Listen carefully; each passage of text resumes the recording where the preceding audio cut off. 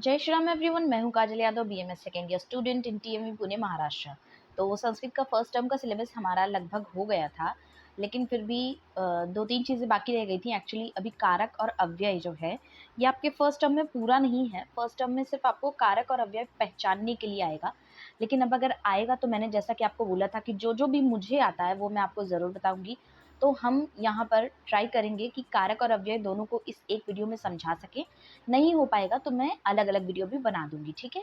और मैं आपको सिर्फ कारक और अव्यय यहाँ पर समझाऊंगी, और उसके बाद जैसे कि अव्यय से क्या आता है आपको सिर्फ पहचानने के लिए आता है, और साथ ही उससे सेंटेंसेस बनाने के लिए आते हैं।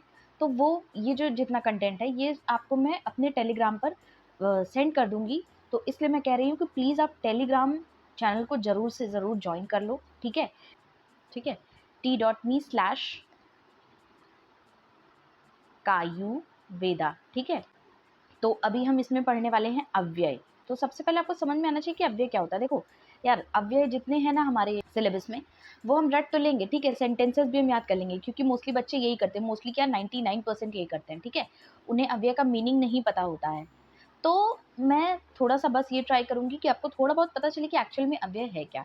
तो अगर आपने लास्ट वीडियो देखी होगी धातु रूप और शब्द रूप की, तो मैंने आपको उसमें शब्द के टाइप्स बताए हैं, और वहाँ से मैं आपको आगे लेकर के गई हूँ कि धातु रूप कैसे बनते हैं, शब्द रूप कैसे बनते हैं, सुबंत, तिङंत क्या होते हैं, ठीक है। यहाँ पर मैं आपको एक और क्लासिफिकेशन बताने वाली हूँ शब्द का, ठीक है, विच इज़ वेरी ईज़ी। बाकी सारी चीज़ें पहले की तरह ही रहेंगी, ठीक है। तो देखो, अपना जो शब्द होता है ना वो 2 टाइप के होते हैं, ठीक है। एक होता है विकारी और दूसरा होता है अविकारी। विकारी में आते हैं आपके सुबंत यानी कि सुप्रत्यय वाले, और इसमें आते हैं आपके तिङंत यानी कि तिङ प्रत्यय वाले। अब इसके आगे मैं यहाँ पर आपको डिटेल में बताने वाली नहीं हूँ, क्योंकि सुबंत और तिङंत क्या होता है ये मैं आपको धातु रूप और शब्द रूप वाले वीडियो में बता चुकी हूँ, वहाँ से जाकर के देख लेना। अव्यय, ठीक है। लेकिन आपको समझ में आना चाहिए कि विकारी और अविकारी का मतलब क्या होता है, ठीक है। विकारी का मतलब होता है who get change according to लिंग यानी कि जेंडर, वचन, है ना, और विभक्ति। जो आपकी विभक्ति, वचन और लिंग के हिसाब से चेंज हो जाते हैं, ठीक है। तो वो आते हैं आपके सुबंत, तिङंत यानी कि विकारी में, ठीक है। और अविकारी वो होते हैं who do not change according to component, ठीक है, अकॉर्डिंग टू एनी कॉम्पोनेंट। अब यहाँ कॉम्पोनेंट मतलब कि क्या हो गया आपका, हो गई, ठीक है। यानी कि ये ऐसे शब्द होते हैं जिनमें कोई भी प्रत्यय लग करके इनका अर्थ चेंज नहीं होता है, ठीक है। एग्जाम्पल मैं अगर आपको दे दूँ एक छोटा सा, तो मैंने कहा कि पठ धातु होता है, लेकिन इसके साथ अगर आप कोई भी प्रत्यय लगाते हैं ना, जैसे कि अगर आपने ती लगाया, सी लगाया और अंति लगाया, तो इसका मीनिंग चेंज हो जाएगा, है ना। इन सबका मीनिंग चेंज हो जाएगा इसके हिसाब से। लेकिन अभी अगर यहाँ पर जो अव्यय होता है ना कि अविकारी, ठीक है, उनमें आप कोई भी प्रत्यय लगा दो, ठीक है, या एनीथिंग आप लगा दो, तो इनका मीनिंग चेंज नहीं होता, ठीक है, नहीं होता, ठीक है, मीनिंग सेम ही रहता है। तो इसीलिए इनका नाम रखा गया है अव्यय, ठीक है। अव्यय जो होता है इसमें एक लगा हुआ है अ, और उसके साथ जुड़ा हुआ है व्यय, है ना। व्यय का हिंदी में अगर हम देखें, प्योर हिंदी में, तो अर्थ होता है खर्च, है ना। जिसका व्यय ना हो, जिसका खर्च ना हो, वो ही अव्यय है ना। मतलब जिसका अर्थ चेंज नहीं होता है, दैट इज कॉल्ड दी अव्यय। ये वैसे के वैसे ही रहते हैं। अब इसको मैं आपको एक एग्जाम्पल से समझाती हूँ। एग्जाम्पल क्या है, मैं एक सेंटेंस लेती हूँ, बालकः हसति, है, और दूसरा सेंटेंस लेती हूँ जिसमें मैं इसको प्लूरल कर देती हूँ, बहुवचन में, बालकाः हसन्ति, ठीक है। अब देखो, ये एक वचन है, ये बहुवचन है, तो ये एक वचन के हिसाब से धातु रूप है, ठीक है, और ये बहुवचन के हिसाब से धातु रूप लगा हुआ है। बालकः हस्ति मतलब कि बालक यानी कि बॉय जो है वो हंसता है, और बालकाः हसन्ति मतलब कि जो बहुत सारे बॉयज़ हैं, यानी कि ये प्लूरल फॉर्म है, वो हंसते हैं, ठीक है। लेकिन अभी अगर मुझे इसमें अव्यय लगाना हो, एक अव्यय होता है उच्चैः ही, यानी कि ऊंचा।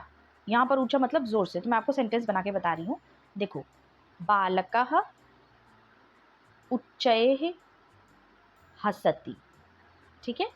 और ठीक है, बॉय यानी कि लड़का जोर से हंसता है। उच्चैः मतलब ऊंचा, यानी कि जोर से हंसता है।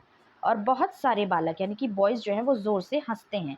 अब ये चेंज हुआ, ये चेंज हुआ, बट क्या अव्यय चेंज हुआ? क्या अव्यय यहाँ पर भी उच्चैः ही था, यहाँ पर भी उच्चैः ही था।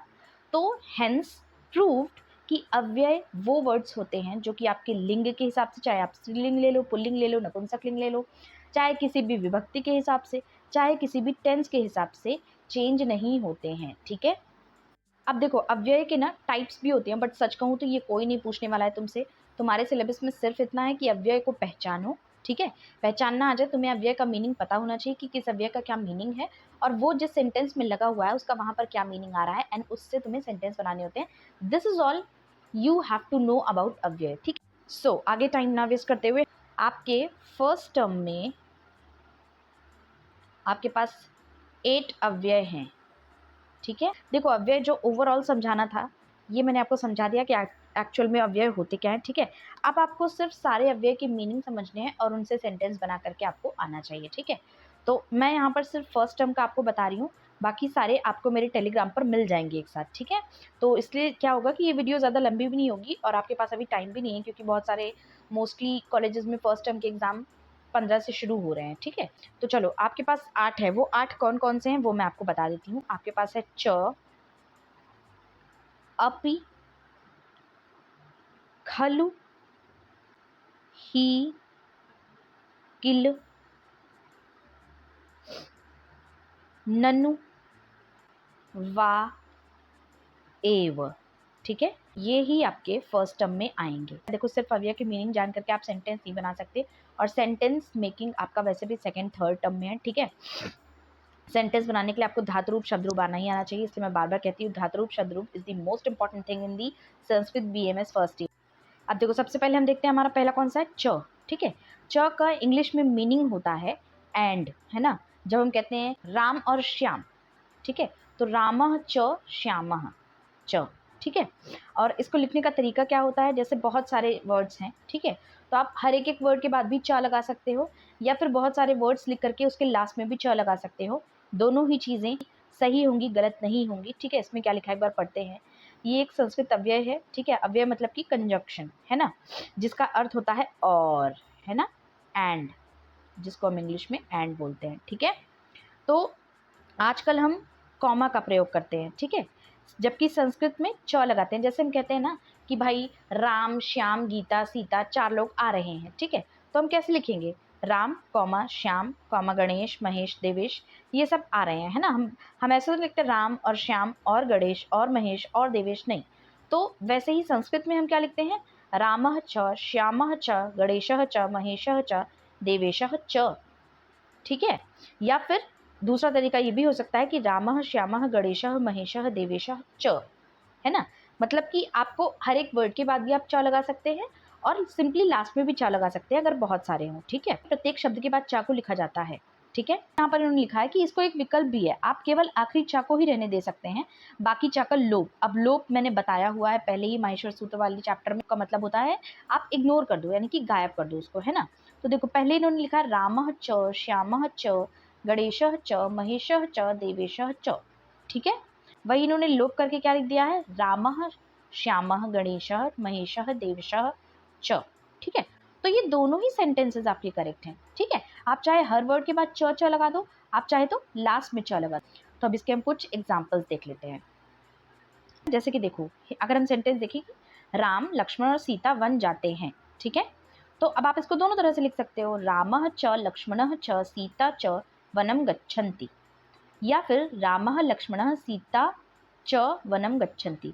देखो, वायुः, पित्तम, कफः च इति त्रयः दोषाः भवन्ति, यानी कि वात, पित्त और कफ, ये 3 दोष होते हैं, ठीक है। अब ये ऐसे भी लिख सकते हैं आप, वायुः च, पित्तम च, कफः च इति त्रयः दोषाः भवन्ति, ठीक है। ये आपका दूसरा अव्यय है, ठीक है। अपि का मीनिंग होता है ऑल्सो, यानी कि ये भी, वो भी, तुम भी, हम भी, है ना। लेकिन ध्यान रखना किसी भी अव्यय का सिर्फ एक मीनिंग आप नहीं मान सकते, ठीक है।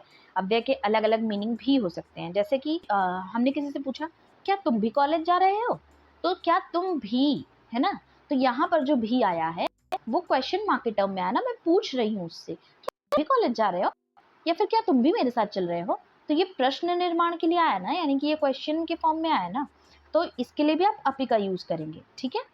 सीता अपि रामेण सह वनम गच्छति, यानी कि सीता भी राम के साथ वन जाती है, ठीक है। दूसरा क्या है कि यदि आप इस अव्यय को बीच में लिखते हो तब तो नॉर्मली वो चलता है, लेकिन अगर इस अव्यय को किसी भी सेंटेंस में सबसे पहले आगे रख देते हो तो वो एक पूरा क्वेश्चन बन जाता है, ठीक है।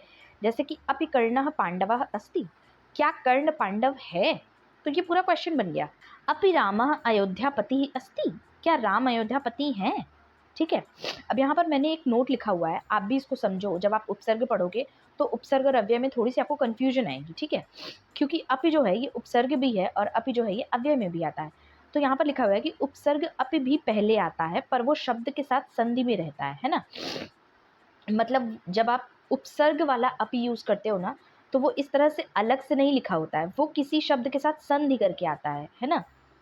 जबकि आपका जो अव्यय वाला अपि होता है अलग लिखा जाता है, ठीक है। जैसे कि अपि प्लस गच्छति, है ना, तो ये मिला के हो जाता है अप्यागच्छति। तो यहाँ पर जो अपि लगा हुआ है ये उपसर्ग वाला अपि है, क्योंकि अव्यय वाला अपि संधि में नहीं आता, वो हमेशा इस तरह से अलग लिखा जाता है, ठीक है। ये आपको थोड़ा और समझ में आएगा तब जब आप उपसर्ग पढ़ोगे, ठीक है। तीसरा अव्यय है आपका खलु। खलु का मतलब होता है हाँ, एक्चुअली में ऐसा ही है। गुणः खलु अनुरागस्य कारणम अस्ति, यानी कि गुण ही जो है वो अनुराग, अनुराग जो है वर्ड एक तरह से होता है प्रेम के लिए, है ना, किसी से आपको अटैचमेंट हो तो उसके लिए अनुराग, तो गुण ही जरूर अनुराग का कारण होता है, ठीक है, या केवल गुण ही प्रेम होने का कारण है, ठीक है। ननु, ननु मतलब कि अवधारण, संबोधन, प्रार्थना, याचना, आप कोई रिक्वेस्ट करते हो या फिर कुछ होते हैं ना। ननु कति सर्वाः पदार्थाः, एव का मतलब होता है बस यही है ना, ओनली, है ना। जैसे कि शिशु क्षीरम एव पिबती, जो बच्चा है, शिशु मतलब कि जो बेबी है वो दूध ही पीता है, ठीक है। मत्स्याः जले एव जीवंती, यानी कि मत्स्य, मछली जो है वो पानी में ही जीवित रहेगी, अन्यथा वो मर जाएगी, है ना। ये अव्यय का हो गया, ठीक है। जो भी सेंटेंसेस जितने मेरे पास हैं, अगर आपको लगता है आपका मतलब आप ये सोचते हैं कि नहीं बस मुझे समझना नहीं है, ठीक है, मुझे जस्ट आप सेंटेंसेस दे दो, तो सेंटेंस भेज दूंगी जो मेरे पास आके रखे हुए हैं, जो बुक से मेरे पास है, ठीक है, वो रट लें, ठीक है। लेकिन मैं बस इतना ट्राई करती हूँ कि तुम्हें समझ में आना चाहिए, इसलिए मैंने इतना लंबा वीडियो बनाया। एक एग्जाम्पल भी दे रही हूँ कि क्वेश्चन कैसे आते हैं, ठीक है। तो आपको इस तरह से ऊपर कुछ अव्यय दिए होंगे, ठीक है, और नीचे आपको फिल इन द ब्लैंक्स दिए होंगे, ठीक है। तो आपको सेंटेंस को समझ करके उसमें कौन सा अव्यय आपका फिट जा रहा है, you have to choose that अव्यय and you have to write there, ठीक है। और या फिर सेंटेंसेस दिए हो सकते हैं, ठीक है, और आपको उनमें से पहचानने को बोल सकते हैं कि इसमें से अव्यय पहचानो और इस अव्यय का मीनिंग यहाँ पर क्या निकल रहा है वो बताओ मुझे, ठीक है।